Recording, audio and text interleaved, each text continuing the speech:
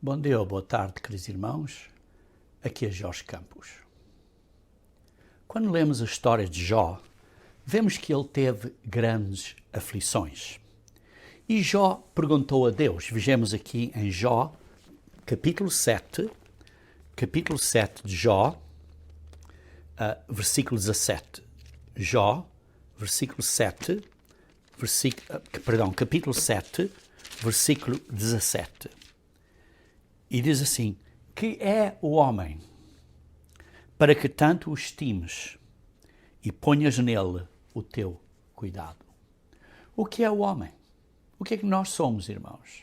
Veja, David fez a mesma pergunta em Salmos 8, versículo 4. Salmos 8, versículo 4.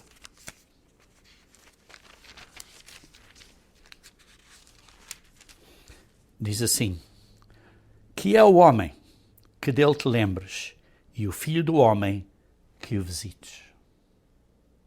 E depois vemos Paulo, em Hebreus capítulo 2, citou o mesmo salmo. Então vamos a Hebreus capítulo 2. Hebreus capítulo 2. E aí vemos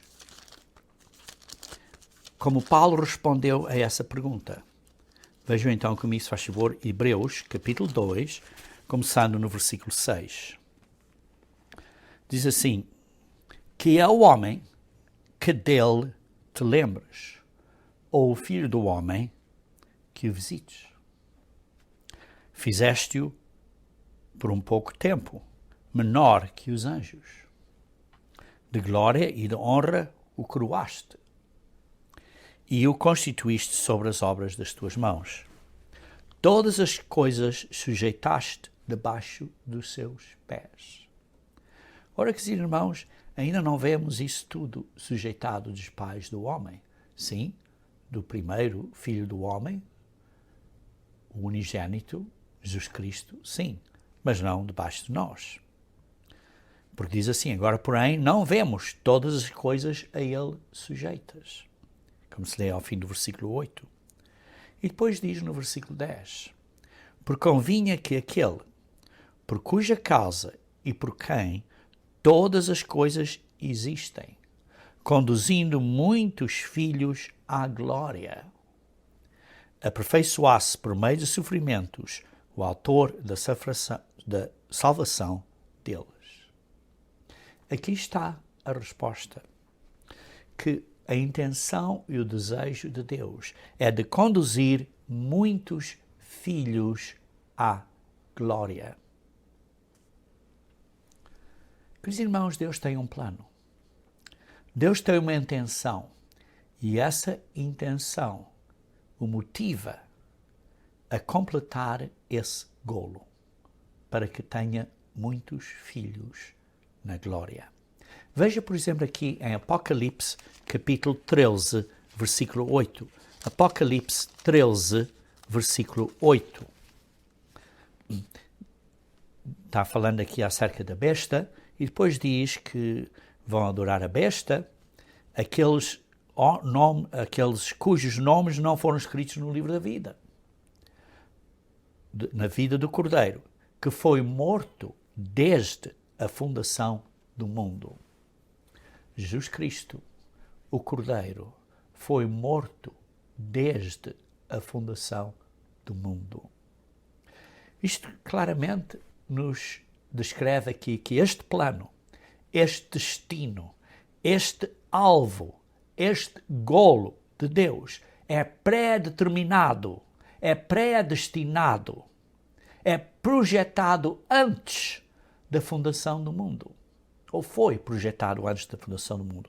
E esse plano requeriu que o Cordeiro fosse morto. Isso, queridos irmãos, é parte deste plano de Deus. É parte desta grande predestinação de que a humanidade venha a ser filhos e filhas de Deus no reino de Deus. E por isso hoje, queridos irmãos, vamos falar acerca da graça de Deus para executar o seu plano de salvação. Esse plano que foi predecidido, predeterminado antes da fundação do mundo. Essa é a intenção e a motivação de Deus.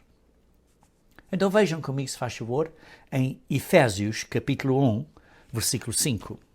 Efésios capítulo 1, versículo 5.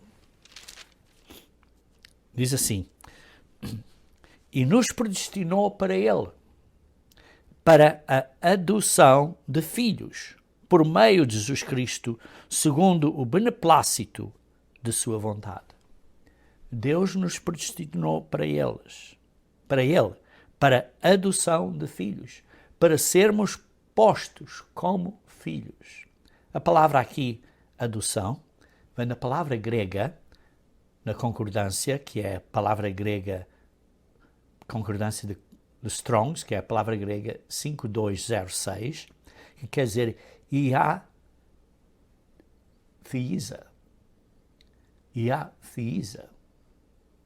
ou iafesia, digamos, que isto é, pôr ou colocar como filho, vir a ser como filho, colocar como filho.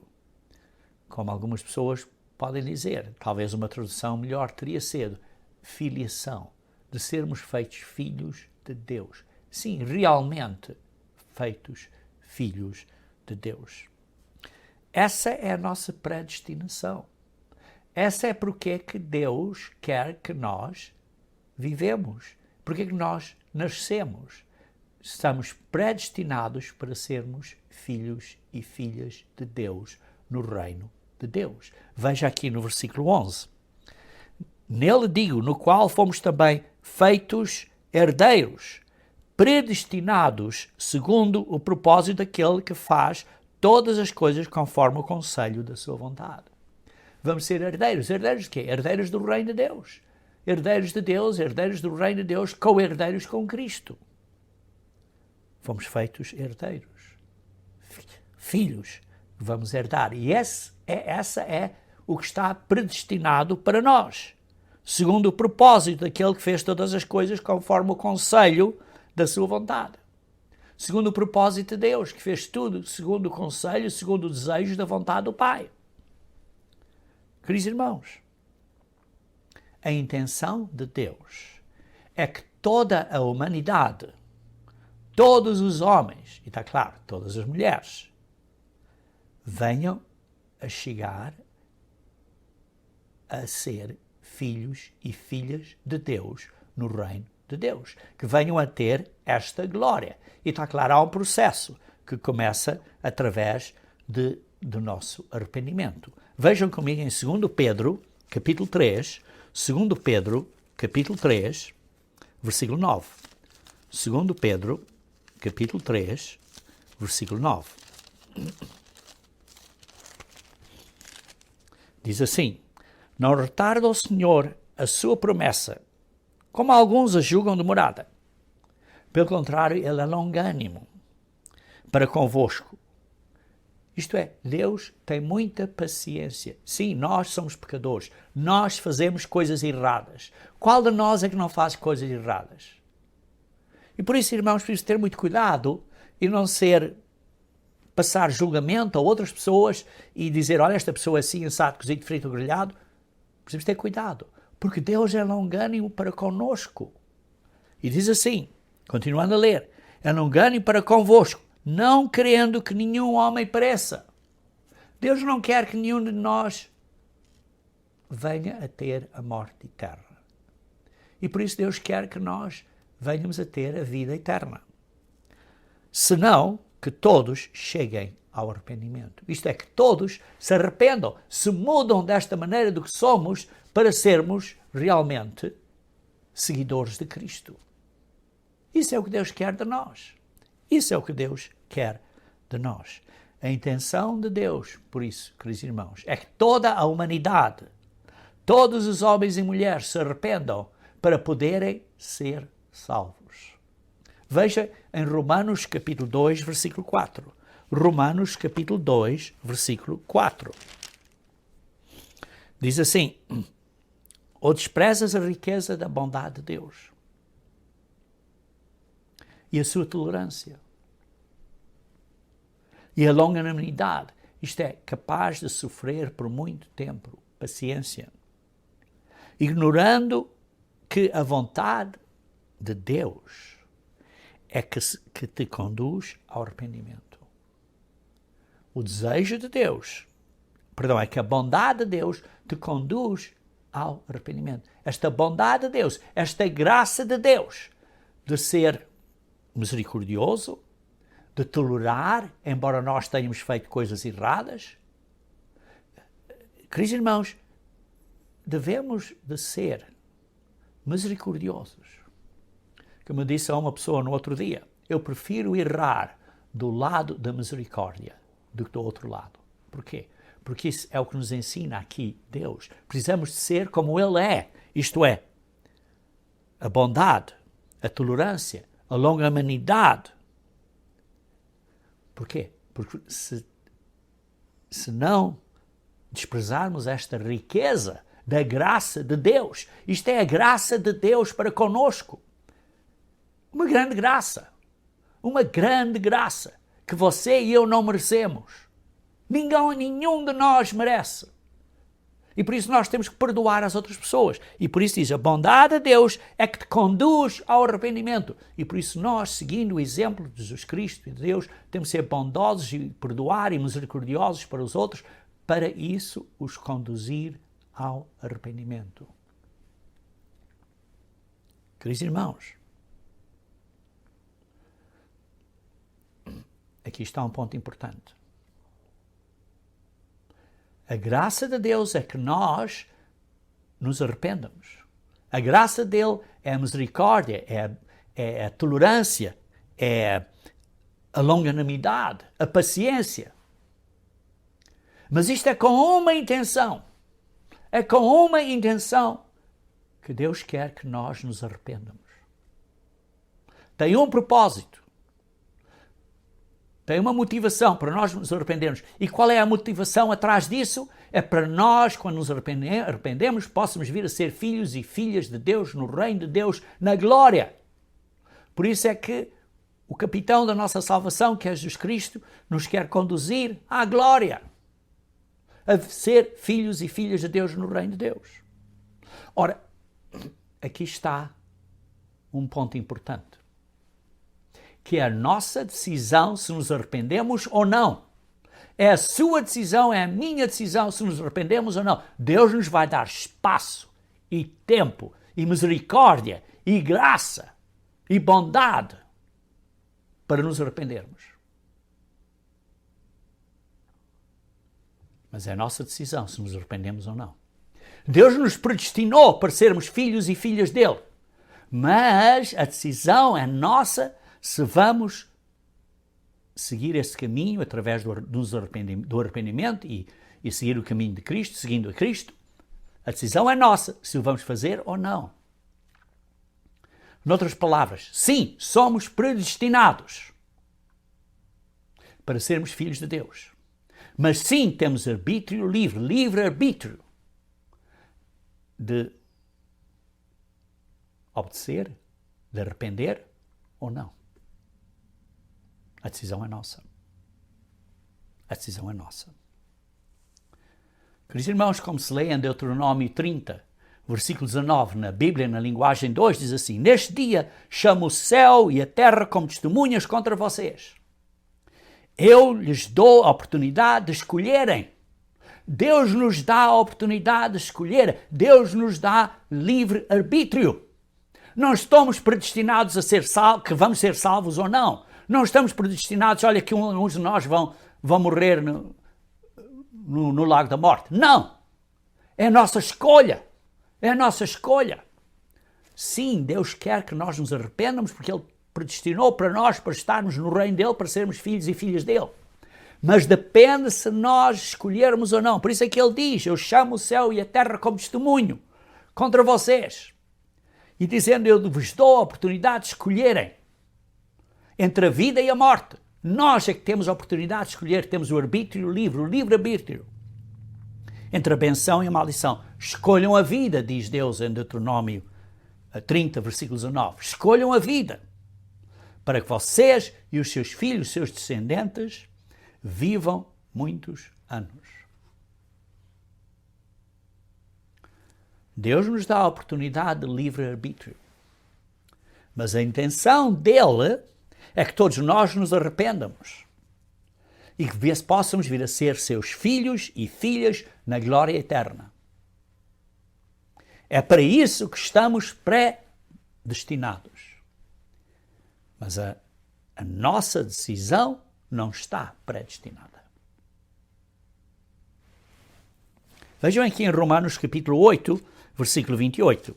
Romanos 8, versículo 28. A 30.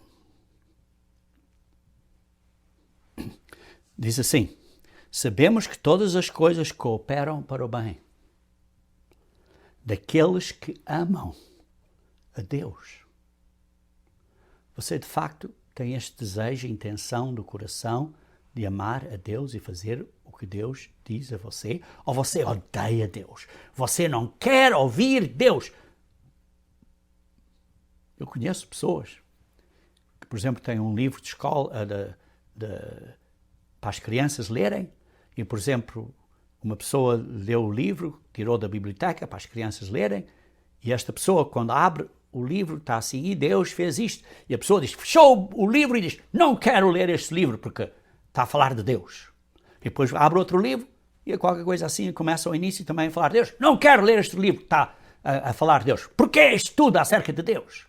Queridos irmãos, precisamos ter cuidado. Precisamos ter muito cuidado. Porque isso é a decisão dessa pessoa. É decisão nossa. Precisamos de amar a Deus. E diz aqui, sabemos que todas as coisas cooperam para o bem daqueles que amam a Deus. Daqueles que são chamados segundo o seu propósito. Qual é o propósito de Deus? O propósito de Deus é para sermos filhos e filhas de Deus. E por isso somos chamados. Eles então chamam aqueles que ele vê que estão a amar a Deus, vai chamando. E por isso diz, portanto, aos que de antemão ele conheceu. Como é que conheceu? Viu que eles estavam a amar a Deus. Também os predestinou. Porquê? Porque todo mundo está predestinado, por isso os predestinou. Para serem conformes à imagem do seu Filho Jesus Cristo. Para sermos como Jesus Cristo é. A fim de que ele, Jesus Cristo, seja o primogênito de entre muitos irmãos. Está claro? Na glória. Continuando no versículo 30. E aos que predestinou, a esses também chamou. E aos que chamou, também justificou. Como? Através do sacrifício que Jesus Cristo fez, por causa que ele teve a fé que o Pai o ressuscitaria e morreu por isso e deu a sua vida e por isso deu o seu sangue. Somos justificados pelo sangue de Cristo, porque Jesus Cristo teve fé que o Pai o ressuscitasse. E aos que justificou, a eles também glorificou. Sim, é verdade, queridos irmãos, ainda não estamos glorificados. Mas para Deus é um fato consumado. Desde que nós mantenhamos a fidelidade até ao fim, Ele nos vai glorificar. Não há dúvida nisso. É fato consumado. É de certeza. Não há dúvidas. Por isso, é como se já tivessem glorificados. Por isso é que diz, também glorificou. Queridos irmãos, por causa deste plano de salvação, desta intenção de Deus, para ter muitos filhos e filhas no reino de Deus, isso motivou Deus a enviar o seu Filho, Jesus Cristo, para vir à Terra, para morrer por nós. Veja em João, capítulo 3, versículos 16 e 17. Uma escritura que provavelmente sabe de cor e salteado, mas eu gosto sempre de a ler da Bíblia. João 3, versículos 16 e 17.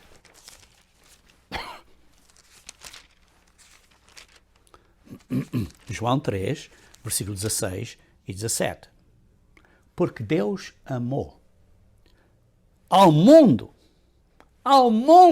isto é, a todas as pessoas no mundo. Sim, não está a dizer que Amanda ama o mundão, as coisas do mundo, mas ama as pessoas, o pessoal, as pessoas todas no mundo, as ama. Deus ama. de maneira que deu o seu Filho unigênito, o único que foi gerado desta maneira, para que todo o que nele crê, isto é, aquele que acredita nele e por isso pratica o que ele diz para nós fazermos, não pereça, mas tenha a vida eterna.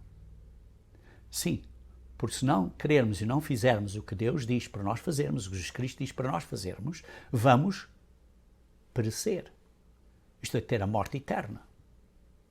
Porque o contrário é ter a vida eterna. Ora, se já temos uma alma imortal, então já temos vida eterna. Então isso seria completamente em vão. Mas não temos alma imortal, não temos vida eterna. Por isso é que Jesus Cristo veio para a terra morreu por nós. Ele deu a sua vida para nós podermos ser feitos justos, isto é, reconciliados com o Pai. Deus já fez a sua parte. Mandou o seu Filho, Jesus Cristo já fez a sua parte. Morreu por nós. Agora é a nossa parte. Vamos obedecer, vamos arrepender ou não. É a nossa escolha. É a nossa escolha. Versículo 17. Porquanto ele enviou o seu Filho.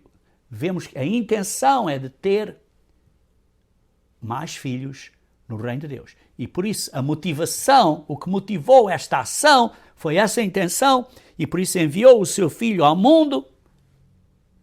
Não é para condenar, não para que julgasse, não para condenar o mundo, mas para que o mundo fosse salvo por ele. Aqui se vê a motivação de Deus. É que ele deseja que todo o mundo se salve. Mas temos livre arbítrio. Mas temos livre arbítrio. Vejam quem Cristo era antes de se tornar carne. João, capítulo 1, versículo 1. Veja João, capítulo 1, versículo 1. Veja assim, no princípio era o verbo. Ora, aqui está a dizer uma frase de existência. Que no princípio existia o verbo. Já existia. E o verbo estava com Deus. Isto é, o verbo estava com o Pai. O verbo tinha um relacionamento com o Pai. E por isso esta segunda frase está a falar de um relacionamento do verbo com o Pai. E em terceiro lugar, o verbo era Deus. O verbo era do género de Deus, era da forma de Deus. Isto era uma identidade dele. E por isso neste primeiro versículo vemos a existência dele, que era eterna, que estava no princípio, é eterna, não foi criado. Segundo, tinha um relacionamento com o Pai, era um outro ser. E terceiro, era a sua identidade era do reino de Deus. Era desse género, era a forma de Deus.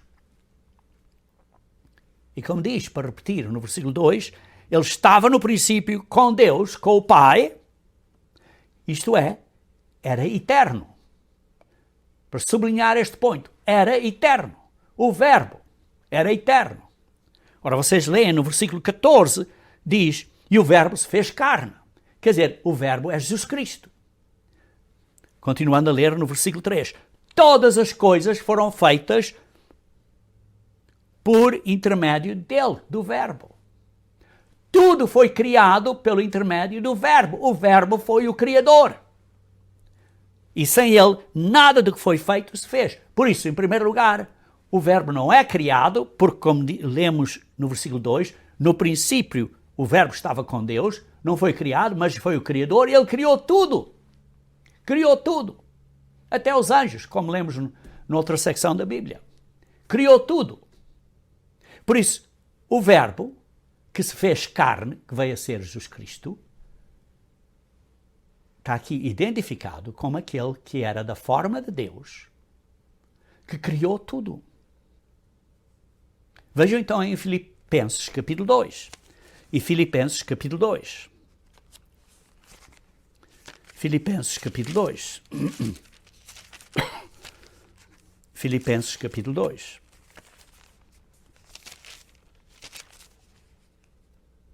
Filipenses capítulo 2. Vou começar a ler do versículo 5, porque podem ler os versículos anteriores a ver a atitude de Cristo, o sentimento dele, a maneira dele ser, a mentalidade dele, a abordagem dele, o caráter dele. E ele diz assim no versículo 5, tende em vós o mesmo sentimento. Tende em vós, isto é, a mesma maneira de ser. O mesmo sentimento que houve também em Cristo Jesus. Nós precisamos ter o mesmo sentimento que Jesus Cristo teve. Temos de ter a mesma mente, a mesma mentalidade, a mesma maneira de ser, a mesma atitude, o mesmo caráter. Pois ele, isto é Jesus Cristo, subsistindo em forma de Deus. Como lemos, ela era igual a Deus, subsistindo em forma de Deus. Ele era do reino de Deus.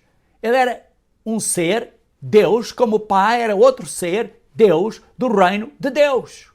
Porque diz aqui, ele subsistindo em forma de Deus. Como lemos em João capítulo 1, versículo 1, ele era Deus. Mas era outro ser. Não estou a falar de um binatarianismo, uma coisa assim, não. Não estou a falar que é uma pessoa, mas que tem duas coisas, não. Estou a falar de dois seres diferentes, que eram da forma de Deus. Não julgou, continuando a ler no versículo 6 de Filipenses capítulo 2, não julgou como usurpação, isto é, não julgou como uma coisa de manter retida na mão, de não abrir a mão, ser igual a Deus. Está aqui na sua própria Bíblia a dizer que Jesus Cristo era igual a Deus. Ora, não é em autoridade, está claro, mas era em género, em qualidade de pessoa, de ser. Como você e eu somos iguais. Somos carne e sangue, somos iguais. E várias pessoas somos todos iguais, somos todos o mesmo. Sim, alguns têm maior autoridade que outros, mas somos iguais. Ele era igual ao Pai, do mesmo género, da mesma forma de ser, do mesmo tipo de pessoa, de ser. Hoje vejam então, continuando a ler, no versículo 7. Mas assim mesmo se esvaziou. Aí vê-se que ele se esvaziou. Esvaziou de quê? De ser Deus, para ser homem. Se esvaziou da forma do género de Deus para ser da forma do género do homem. Voluntariamente. Porque diz, assim mesmo se esvaziou. Assim mesmo tirou, digamos assim, este uniforme, em simbolismo, este género de ser Deus e veio a ser do género humano. Diz assim, assim mesmo se esvaziou, assumindo a forma de servo, tornando-se em semelhança aos homens, isto é, ao género do homem, igual ao homem. Ele era igual a Deus, esvaziou-se disso e agora ficou igual ao homem. Reconhecido em figura humana. Versículo 8. Assim mesmo se humilhou. Assim mesmo se humilhou. Queridos irmãos, eu continuamente repito um ponto, que talvez, digamos assim, a cerne, o ponto principal, o ponto mais importante da nossa vida cristã é sermos humildes e mansos, isto é, ser maleáveis e obedecer, é estar prontos a seguir o ensino de Deus. Precisamos ser humildes. O problema de Satanás foi que ele se orgulhou e subiu à cabeça o poder que ele tinha e pensou-se que era importante demais. Este orgulho é o que Satanás quer em nós. Precisamos ter cuidado, irmãos. Precisamos de cuidado. Irmãos, por favor, precisamos de analisar a nós próprios. Somos humildes? Ou pensamos que somos melhor que outros? Porque, vejam aqui, voltando, por exemplo, a Filipenses capítulo 2, versículo 3. Alguns versículos antes. Veja aí. Não façais por partidarismo ou vanglória, mas por humildade. Tudo o que fazemos tem que ser por humildade, considerando cada um os outros superiores a si mesmo. Você considera a outra pessoa superior a você? Ou esta pessoa é um pecador, fez isto errado, fez aquilo errado, fez isto errado. Olha, ele fez isto de propósito. Então você está a considerar essa pessoa, que você está a pensar dessa maneira, superior a você? Porque é o que a Bíblia diz. É o que a Bíblia diz. Por isso diz no versículo 4, não tenha cada um em vista o que é propriamente seu, senão também cada qual o que é dos outros. Precisamos ter o carinho e cuidado para com os outros. Mas continuando então a ler no versículo 8. Assim mesmo Jesus Cristo se humilhou, como estava a dizer, uma característica extremamente importante. Aliás, é a primeira das bem-aventuranças em Mateus, no Sermão do Monte, Mateus 4. É a primeira perdão, Mateus 5. A primeira das bem-aventuranças é humildade. É ser pobre de espírito, humildade. E disse assim, tornou-se obediente até à morte e morte de cruz. E morte de cruz. Por nós, pecadores. Por nós, pecadores. Nós tínhamos estas coisas todas erradas. E Ele deu a sua vida por nós. Fez nós superiores a Ele. A Ele, que era igual a Deus. Se esvaziou disso. Se esvaziou disso. Aqui se vê, queridos irmãos, um ponto vitalício. Aqui se vê a fé, a confiança que Jesus Cristo tinha de que o Pai o ressuscitaria. Ora, Ele veio, se esvaziou de ser igual a Deus, veio um homem e deu a sua vida, digamos assim, que era de Deus, a vida de ser homem, e morreu. Esteve morto. Por 3 dias e 3 noites. Esteve morto. Como morto não há pensamento. Está morto. E para fazer isso, tinha que ter completa confiança que o Pai o ressuscitaria. Tinha que ter completa confiança que o Pai o ressuscitaria. Por isso vê-se uma completa confiança do Pai no Filho e do Filho no Pai. E uma completa fé. A fé de Cristo. A fé de Cristo é que Ele fez isso, porque tinha a certeza que o Pai o ressuscitaria. Senão, não teria feito isso. Veja em 2 Timóteo, capítulo 3, versículo 15. 2 Timóteo, capítulo 3, versículo 15. 2 Timóteo, capítulo 3, versículo 15. E eu vou ler agora na Almeida Corrigida e Fiel. Na versão Almeida Corrigida e Fiel. Igualmente, você pode ler na Almeida Revista e Corrigida, que lê mais ou menos da mesma maneira. Mas na Almeida Corrigida e Fiel, de 2 Timóteo 3, versículo 15, lê-se assim. E que desde a tua meninice, falando Paulo a Timóteo, sabes as Sagradas Escrituras, sabes a Bíblia, que para eles nesse momento era o Antigo Testamento. Sabes a Bíblia. Que podem fazer-te sábio para a salvação. Pela fé que há em Cristo.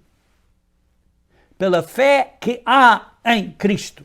Isto é pela fé de Cristo. Pela fé que há em Cristo. E nós temos que emular, temos que copiar a fé de Cristo. Por isso, a fé de Cristo nos justifica, irmãos. Não é a nossa fé. A nossa fé é fraca demais. É a fé de Cristo. Porquê? Porque a fé de Cristo fez com que Ele, que era igual a Deus, a fé, a confiança que Ele tinha no Pai, fez com que Ele se esvaziasse da forma de Deus, se humilhasse como um ser humano e se humilhasse voluntariamente na cruz e morresse por 3 dias e 3 noites.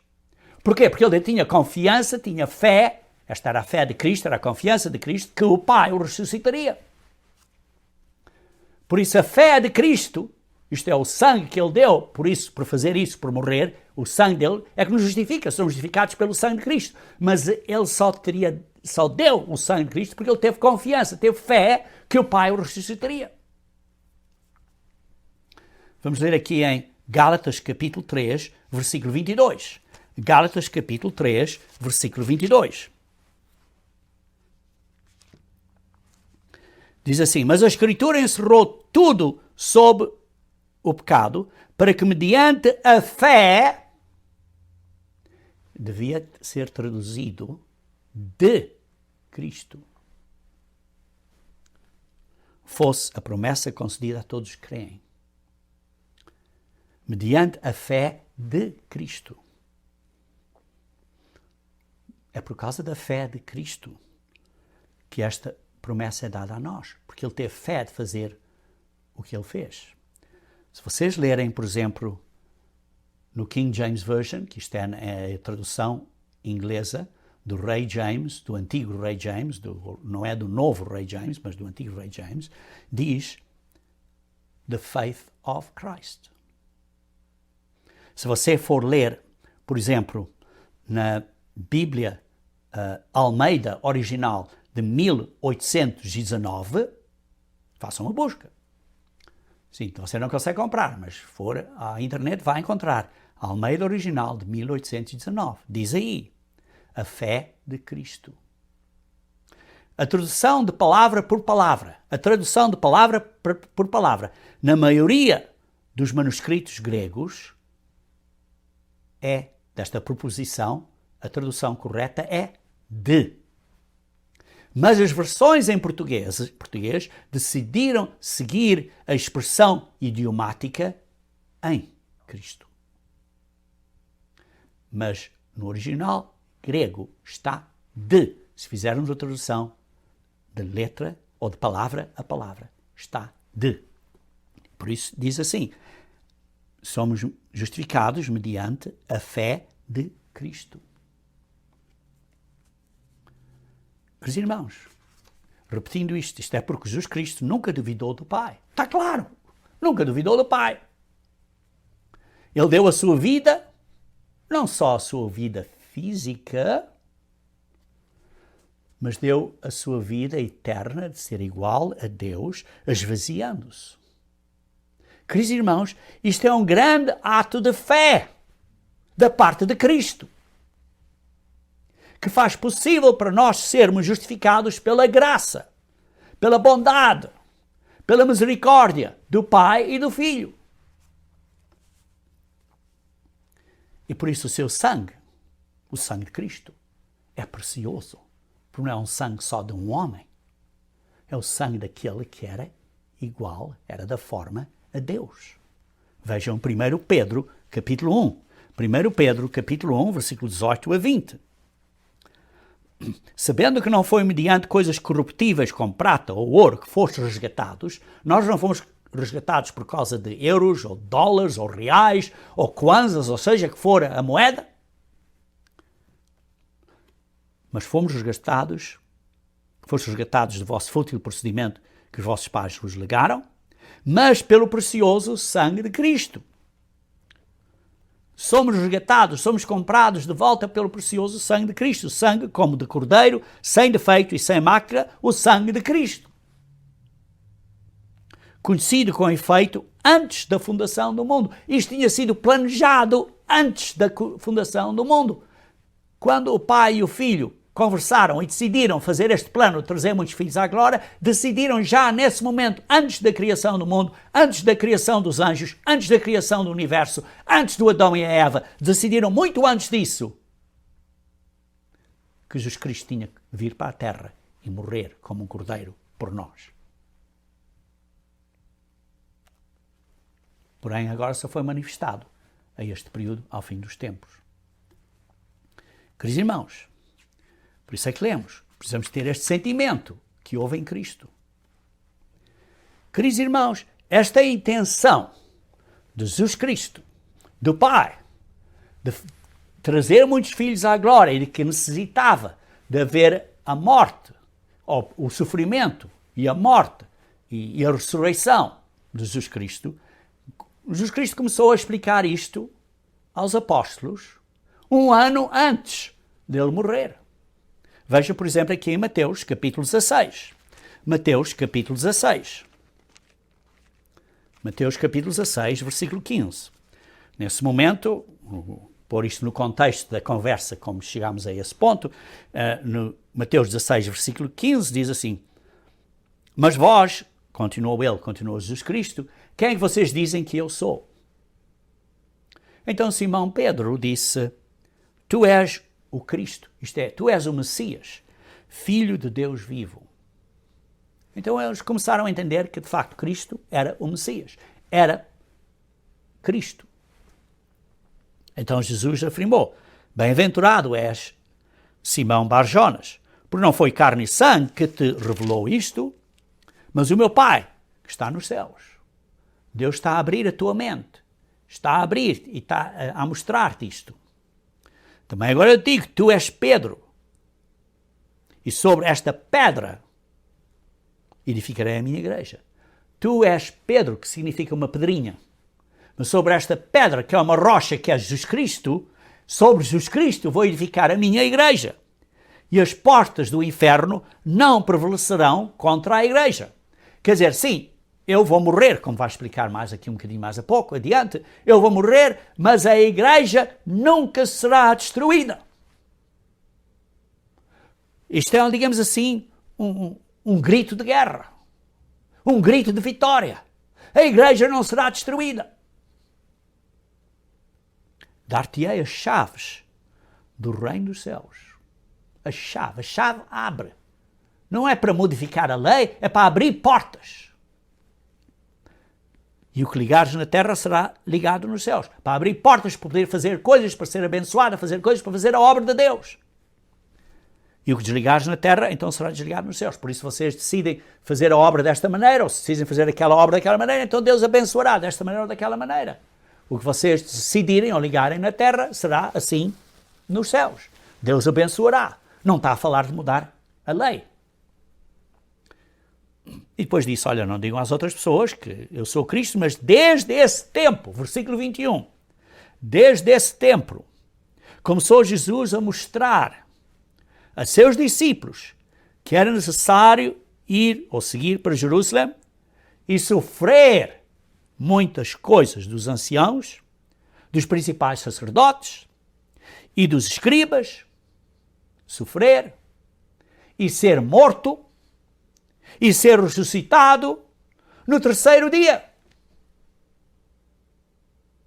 Vemos aqui muito claro que a partir deste momento, Jesus Cristo começou a explicar a intenção, o plano do plano de Deus, que parte desse plano era necessário que ele morresse, sofresse e morresse.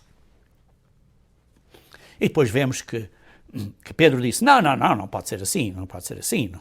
E depois Jesus Cristo, porque Pedro disse, Pedro chamando-o à parte, começou a reprová-lo, dizendo, tenho compaixão de ti, Senhor, isso de modo nenhum te acontecerá. Então Jesus, voltando-se, versículo 23, Jesus, voltando-se, disse a Pedro, arreda Satanás! Porquê? Porque Satanás estava aqui a fazer as coisas de outra maneira. Mas o plano de Deus requer que Jesus Cristo morresse. E por isso, Jesus Cristo não queria estes pensamentos na mente dela dizer, olha, não, isto é injusto, eu não preciso fazer isso. Não! Sai daqui, Satanás! Eu tenho que sofrer, porque eu tenho aqui uma missão de sofrer. Para quê? Para que a humanidade possa ser justificada pelo meu sacrifício, pelo meu sangue, para poderem concluir esta intenção, este plano de Deus de trazer muitos filhos à glória. Arreda, Satanás, tu és para mim pedra de tropeço. Pedra de tropeço. Estás-me só a causar problemas. Porque não cogitas as coisas de Deus, mas sim as coisas dos homens. Qual eram as coisas de Deus? As pessoas não estavam a entender que Jesus Cristo tinha que sofrer, tinha que morrer e tinha que ressuscitar no terceiro dia. E por isso é que ele disse, a igreja, as portas do inferno não prevalecerão contra a igreja. Sim, eu vou morrer, mas as portas do inferno não prevalecerão contra a igreja. Isto, como eu disse, é uma declaração de vitória. E depois, um bocadinho, vemos aqui também que Jesus Cristo estava a explicar estas coisas aos apóstolos. Vejam, por exemplo, aqui em Mateus 13, estava a explicar a eles através de parábolas. Vejam aqui em Mateus 13, versículo 11. Mateus 13, versículo 11. Perguntaram os discípulos, porquê é que falas a estas pessoas em parábolas? No versículo 10. E no versículo 11 ele disse, porque a vós é dado conhecer os mistérios de Deus, Mas àqueles não lhes é concedido. Eles não entendem estes mistérios de Deus. Por isso é que disse, fala em palavras. Porque veem, não veem. Ouvindo, não ouvem. Por quê? Porque estão cegos. Porque estão cegos. Até diz assim no versículo 17, muitos profetas e justos desejaram ver o que vocês estão a ver e ouvir e não ouviram. Por isso Jesus Cristo teve que revelar isto devagarinho. Foi revelando isto devagarinho. E vemos então que chegou ao tempo de Paulo, em que Paulo então, os cristãos começaram a entender a gravura inteira. Que Jesus Cristo sim teve que morrer, que Jesus Cristo sim ressuscitou, e que Deus, sim, tinha este plano de trazer muitos filhos à glória, através da justificação, através do sangue de Cristo que Ele deu por causa da fé de Cristo em Deus, no Pai. Vejam então em Atos, capítulo 20, versículo 27 e 28. Atos, capítulo 20, versículo 27 e 28. Atos 20, 27 e 28. Diz assim, porque jamais deixei de vos anunciar todo o desígnio de Deus. Paulo disse, eu tentar explicar a vocês todo o conselho de Deus, como está na Almeida Corrigida e Fiel, e como na Almeida Revista e Corrigida. Eu expliquei a vocês todo o conselho de Deus, isto é, todo o plano de Deus, como está na Bíblia da Linguagem 2. Mostrei a vocês o plano de Deus claramente, que era um mistério, que não entendíamos. Até quando Cristo estava à frente, nós não conseguíamos entender, mas agora entendemos e estou a explicar a vocês claramente todo o desígnio de Deus. Continuando a ler no versículo 28. Atendei por vós e por todo o rebanho, sobre o qual o Espírito Santo vos constituiu bispos. Por isso, apacentam, alimentam, tenham cuidado com o rebanho, com os irmãos da igreja, para pastoreares a igreja de Deus, a qual ele, Jesus Cristo, comprou com o seu próprio sangue. Jesus Cristo comprou a igreja de Deus com o seu próprio sangue. E disse, a igreja de Deus nunca será destruída. Sim, vai passar por períodos de grande dificuldade, mas nunca vai ser destruída.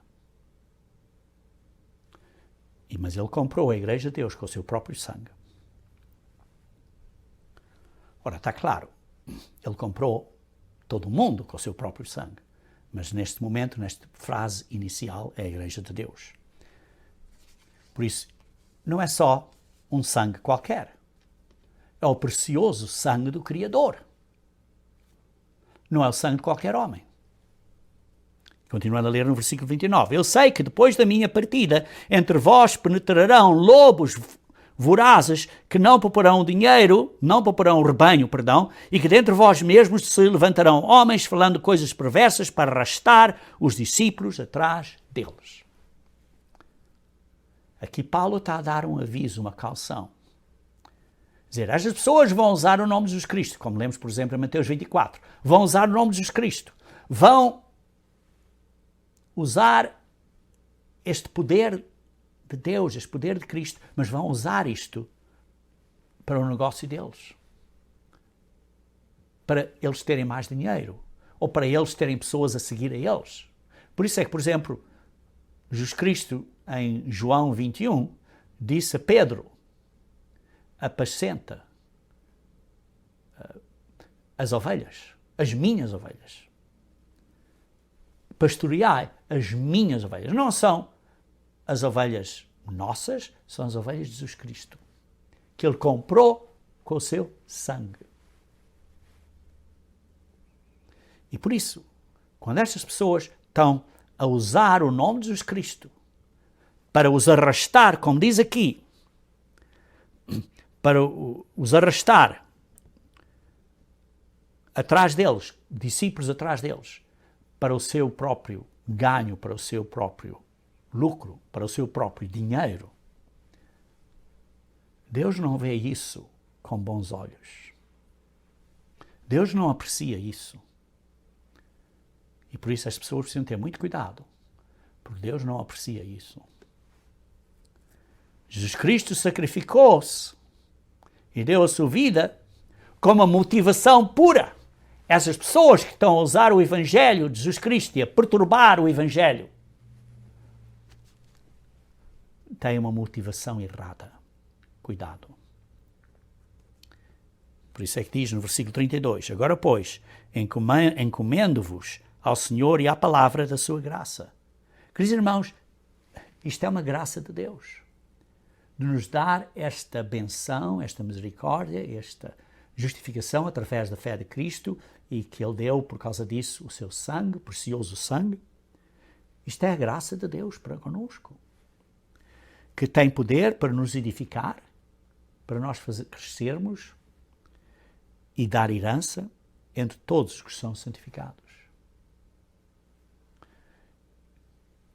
Queridos irmãos, isto é a graça de Deus, é a sua bondade, é o seu desejo de dar.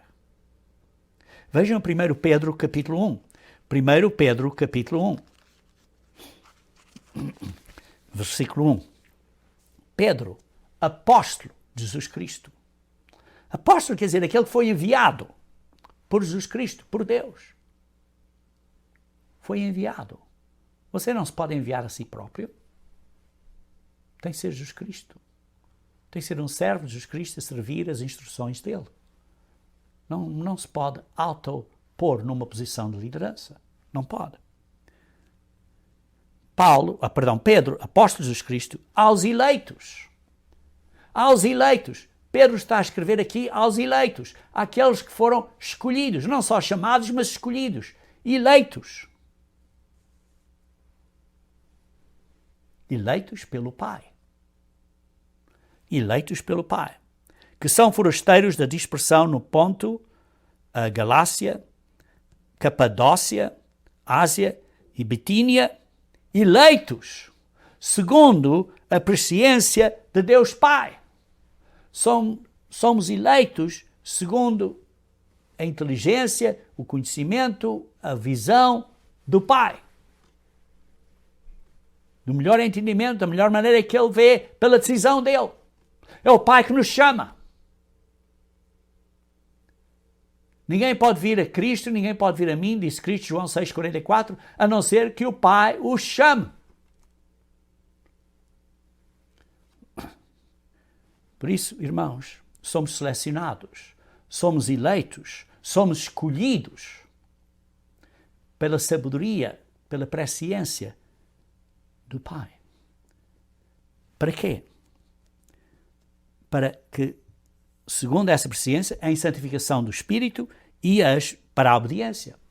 Isto é, o Espírito Santo de Deus nos ajuda a ficarmos separados, diferentes, separados do mundo, a ser pessoas diferentes. Quando nos arrependemos e recebemos o Espírito Santo de Deus, começamos a pensar de uma maneira diferente, começamos a ser pessoas diferentes. E por isso, essa santificação do Espírito é para quê? Para obedecermos a Deus, para a obediência. É o que está aqui escrito. Para a obediência. E pela expressão do sangue de Jesus Cristo. Isto é para a lavagem, para sermos lavados pelo sangue de Cristo, que nos lava, que nos perdoa, que nos limpa. Graça e paz vos sejam multiplicados. Vejam, por exemplo, em Romanos capítulo 9, irmãos. Romanos capítulo 9. Romanos capítulo 9. Aqui, Paulo em Romanos está a falar da incredulidade dos israelitas, mais especificamente dos judeus, neste caso. Diz assim, diga a verdade em Cristo, não estou a mentir, não minto, testemunhando comigo no Espírito Santo a minha própria consciência, tenho grande tristeza e incessante dor no coração. Queridos irmãos, quantas vezes eu tenho grande tristeza e dor no coração quando vejo irmãos na igreja a fazerem coisas que não deviam de fazer, a dizer coisas que não deviam dizer.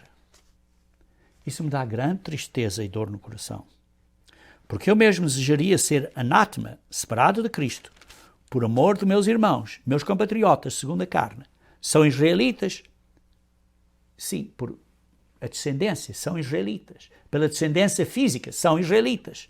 Pertence-lhes a adoção, a filiação e também a glória, as alianças, a legislação, o culto e as promessas. Eles são os patriarcas, deles são os patriarcas, e também deles descende o Cristo, o Messias, segundo a carne, o qual é sobre todos nós. Sim, é desta descendência física. Deus bendito para todo sempre. Amém. Depois continua. Veja aqui no versículo 7. Mas diz assim, no versículo 6, e não pensemos que a palavra de Deus haja falhado, porque nem todos de Israel são de facto israelitas. Nem todos os descendentes de Israel são verdadeiros israelitas espirituais. Não é porque sejam descendentes de Abraão, são todos seus filhos. Sim, porque houve descendentes de Abraão que não foram chamados, esses filhos, descendentes, que diz Abraão, Isaac e Jacó. É esta linhagem. Esses é que são seus filhos. Porquê? Porque está a falar aqui da promessa. Porque vejam aqui, em Isaac será chamada a tua descendência. Essa descendência é através de Isaac.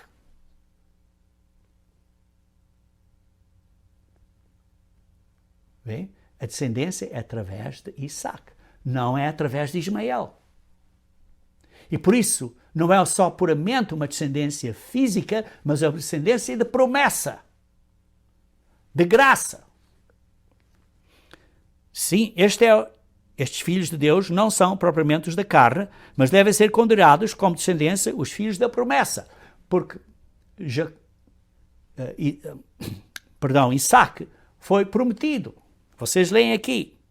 Porque a palavra de promessa é esta. Por esse tempo virei e a Sara terá um filho. E eles tentaram fazer muitas coisas, ter um filho de outras maneiras, mas não tiveram. Tentaram ter um filho pelo servente. Depois tentaram fazer a sua própria coisa, de ter o filho de outra maneira. Mas não. E por isso se diz, a Sara terá um filho. E não ela somente, mas também Rebeca. Não foi só a promessa através de Sara, mas a promessa através de Rebeca. Porquê? Porque Rebeca teve 2 gêmeos, não é? Esaú e Jacó. E o primeiro foi Esaú. Por isso o primogênito seria Esaú. Mas não foi pelo primogênito, foi pelo segundo. Foi Jacó. E não somente, mas também Rebeca, ao conceder de um só Isaac, vosso pai. E ainda não eram gêmeos nascidos, nem tinham praticado o bem ou o mal, que ainda não tinham nascido, não tinham praticado o bem ou o mal, não é por obras de Esaú ou de Jacó, não tinham obras, mas para o propósito de Deus quanto à eleição prevalece. Isto é, Deus decide. É a graça de Deus, é a decisão dele, ele decide quem. Não por obras, mas por aquele que o chama, que é Deus. É a decisão de Deus. Vê-se assim que, por isso, é através da promessa. E por isso é que ele está a dizer, nem todos os israelitas são verdadeiros israelitas espirituais. Vejam em Romanos capítulo 11. Romanos capítulo 11, versículo 1. Pergunto, pois, terá Deus porventura rejeitado o seu povo, os judeus? Não, de modo nenhum. Porque eu também sou israelita, da descendência de Abraão, da tribo de Benjamim. Deus não rejeitou o seu povo, a quem de antemão conheceu, ou não sabeis que a Escritura refere a respeito de Elias como insta perante Deus contra Israel, dizendo, ainda há 7.000 que vocês não sabem quem são. Vocês nem sabem quem são. E por isso está a dizer que é através da graça. É através da graça. Veja no versículo 7 e 8, que diremos, pois, o que Israel busca não conseguiu, mas a eleição o alcançou. Os eleitos pela graça de Deus. Você e eu somos eleitos pela graça de Deus. Não é pelas nossas obras, não é porque eu sou a melhor pessoa, você é a melhor pessoa. É pela graça de Deus, pela decisão dele.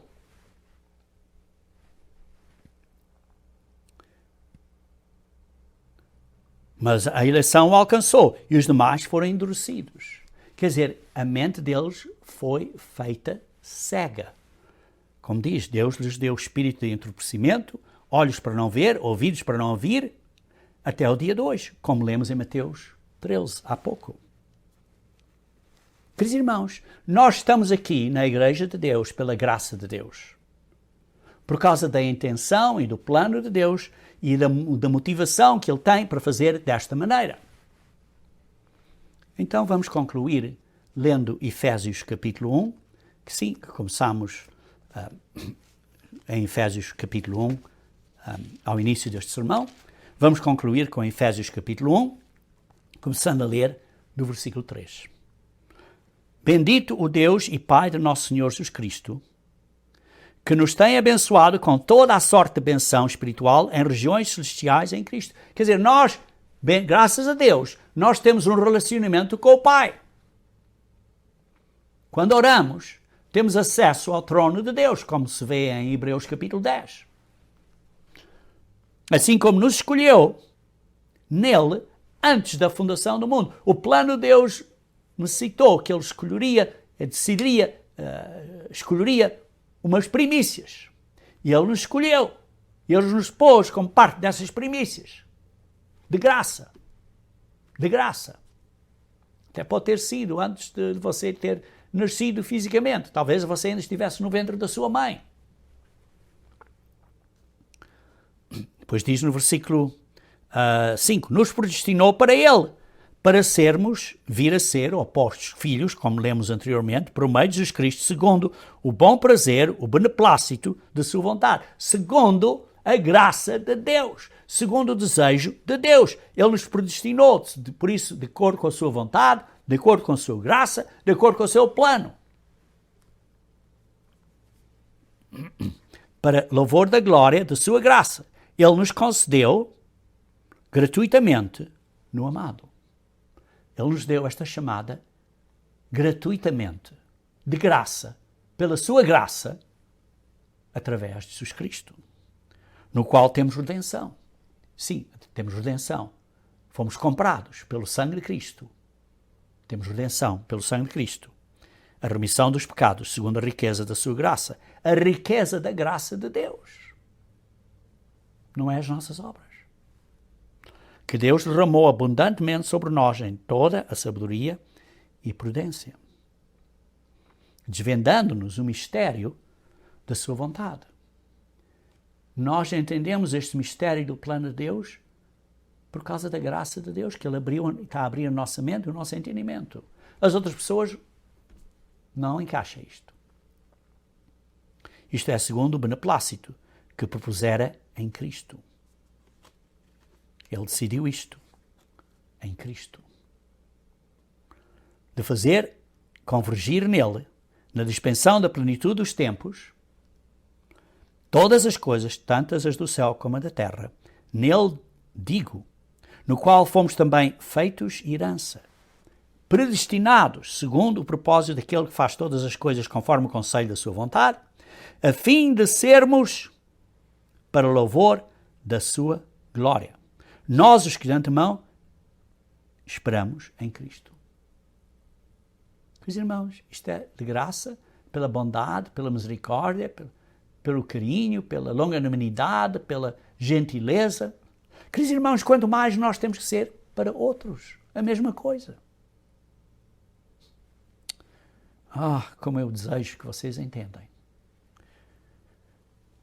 Em que também vós, depois que ouviste a palavra de verdade, o evangelho da nossa vocação, a boa nova, da nossa salvação. Esta boa nova, isto é uma boa nova de como vamos ser salvados. Para quê? Para sermos a noiva de Cristo, para casarmos com Cristo à sua vinda, para sermos aqueles que vamos reinar com Cristo como reis, debaixo do Rei dos Reis e senhores debaixo do Senhor dos Senhores. tendo nele também crido, que acreditamos nele, e por isso fomos selados com o Santo Espírito da promessa. Fomos selados com o Espírito de Deus, com o poder de Deus, com esta capacidade de sermos gerados filhos de Deus, que é o Espírito da promessa. Porquê? Porque Pedro e os apóstolos tiveram que esperar até o dia de Pentecostes pela promessa do Pai que receberíamos o Consolador, o Espírito Santo. E este é o Espírito da promessa, o qual, este Espírito Santo de Deus, é o penhor da nossa herança, é a garantia, é o depósito, que é uma garantia que vamos receber esta herança.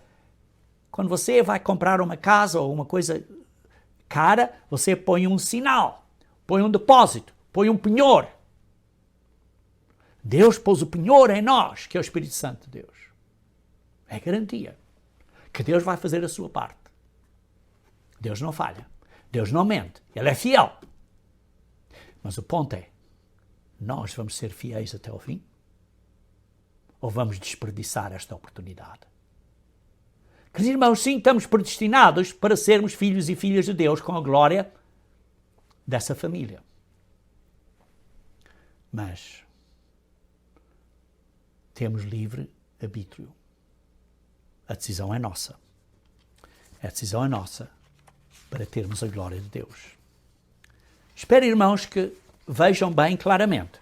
Espero que realmente vejam bem claramente que, pela graça de Deus, pela sua boa vontade e intenção de ter muitos filhos e filhas na glória, Ele tem esta motivação e compromisso de executar o seu plano pré-decidido e pré-determinado antes da fundação do mundo. Queridos irmãos, esta é a graciosa e linda intenção e motivação de Deus para conosco. Graças e glória a Deus.